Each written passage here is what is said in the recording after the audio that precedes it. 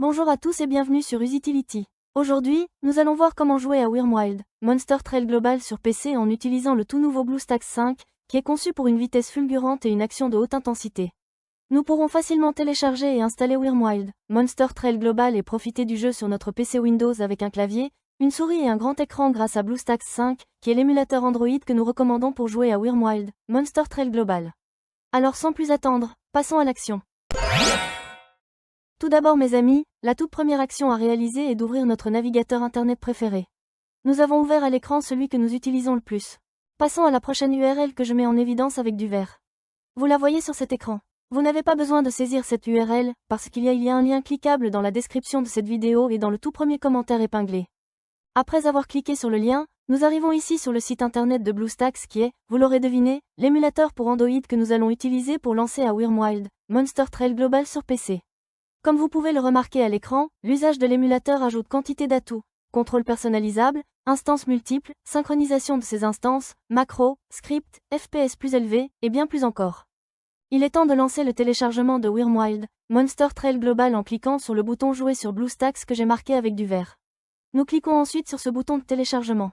Et le téléchargement débute et finit aussitôt. Voilà, notre téléchargement est terminé. Il s'agit d'un fichier à exécuter. Ce que nous allons faire est de démarrer l'installateur, aussi nous allons cliquer sur notre fichier à exécuter. Si nous sommes sous Windows 10, il nous faudra accorder l'autorisation d'apporter des changements à l'appareil. Nous devons répondre oui. Je minimise ce navigateur pour bien mieux accéder à l'installateur. Le logiciel d'install est très sommaire. Il se compose de deux options, installer et configurer le chemin. Je vous explique l'utilité de configurer le chemin. Il vaut de cliquer dessus. Et nous remarquons que nous avons ici accès au chemin exact où l'émulateur sera installé. Si nous voulons modifier ce dossier, il nous faut cliquer sur le bouton « Sélectionner le chemin », après nous optons pour un tout autre répertoire et installons cet émulateur pour Android où nous le souhaitons. Je garde le répertoire par défaut. Je clique une ou deux fois sur « Retour ». Et je double-clique sur « Installer ». Voilà, ça se lance. Cette installation a commencé puis elle va effectuer le téléchargement de ces MOS qui sont affichés sur cet écran. Lorsque vous le téléchargerez, il y aura plus ou moins de mégaoctets, c'est normal. La vitesse pour le téléchargement peut être plus ou moins véloce, en fonction de la Internet et de la disponibilité des serveurs de l'émulateur Android. Maintenant, c'est très rapide. Le téléchargement est terminé, et on passe maintenant à la phase d'installation. Avec BlueStacks 5, vous pouvez même réduire l'utilisation de la RAM en un seul clic. C'est particulièrement utile si vous rencontrez des problèmes de performance. En outre, vous pouvez activer le mode écho pour profiter d'une utilisation du CPU réduite de 87%, d'une utilisation du GPU réduite de 97% et d'un multitâche plus facile. Comme vous pouvez le constater, BlueStacks 5 est conçu pour offrir stabilité et performance lors de longues sessions de jeu. L'installation est déjà terminée pour moi. Maintenant, l'émulateur Android a démarré de lui-même. Comme vous pouvez le voir, en bas, on peut voir cette barre de progression qui va se remplir ensuite quand elle arrive à la fin, l'émulateur Android se lancera pour la toute première fois. En fait, l'émulateur Android s'est déjà lancé, le voilà pour la première fois. Avant même d'aller plus loin, comme vous le voyez, il a déposé deux icônes ici sur le bureau de ma machine de test. Le BlueStacks ainsi que le BlueStacks multi-instance. Vous verrez que l'icône BlueStacks est la seule qui nous intéresse. À chaque fois que nous devrons démarrer Wyrmwild, Monster Trail Global sur notre machine, nous cliquerons à la souris sur cette icône et lancerons l'émulateur. L'icône BlueStacks multi-instance vous permet de lancer plusieurs instances d'émulateur. Et avec le nouveau gestionnaire multi-instance amélioré de BlueStacks 5 en mode écho, les joueurs peuvent exécuter plus d'instances de jeu plus rapidement et avec moins de lag. Passons à la phase suivante, qui se trouve être indispensable, il s'agit de l'accès au Google Play Store. Pour ce faire, nous allons nous rendre ici, System App, après nous double-cliquons. Et nous devrons double-cliquer sur Google Play Store. Comme vous l'avez constaté, le Google Play anciennement nommé Android Market s'est lancé. À compter de maintenant, nous devrons nous connecter. Maintenant que nous sommes arrivés à cet endroit, nous sommes tenus de faire la prochaine étape qui sera obligatoire. Par conséquent, nous double-cliquons sur Connexion. Maintenant, il marque Check-in info. Il arrive de temps en temps que ça reste bloqué sur ce stade et donc que cela n'avance plus. Si c'est le cas, vous devrez essayer de vous identifier dans quelques heures et le souci sera sans doute réglé. Maintenant, il nous faut taper notre adresse mail plus notre mot de passe. Cette adresse email devra être une adresse email Gmail ainsi que le mot de passe correspondant. À titre d'exemple, vous pouvez utiliser exactement la même adresse email que celle que vous utilisez habituellement pour vous connecter à votre compte YouTube. Je vais par conséquent taper mes emails et mots de passe et je reviendrai dès que cela sera fait. Voilà, les informations ont été saisies. Désormais Google le géant nous accueille et nous propose ses conditions d'utilisation. Nous sommes OK pour donner notre accord en cliquant sur le bouton « J'accepte ». Ensuite, il nous invite à garder nos sauvegardes sur le cloud. Vous pouvez laisser la case cochée aussi, ceci créera une copie des données de cet appareil E_MULE sur G Drive. Je ne vais pas cocher la case, mais libre à vous de la cocher. On double-clique simplement sur J'accepte. Google Play sera démarré par défaut et sans intervention de notre part. Dans le but d'installer ce jeu ou une toute autre appli Android, il nous faut faire un tour sur le bureau de l'émulateur Android en double-cliquant sur l'icône marquée en vert.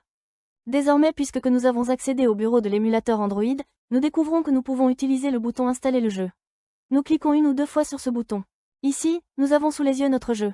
Donc cliquons avec la souris ici sur ce bouton Installer, que je surligne ici à l'écran avec du vert. Et l'install est sur le point de démarrer. Maintenant, l'émulateur Android va télécharger et procéder à l'install du jeu. Cela peut prendre un certain temps ou bien être terriblement rapide.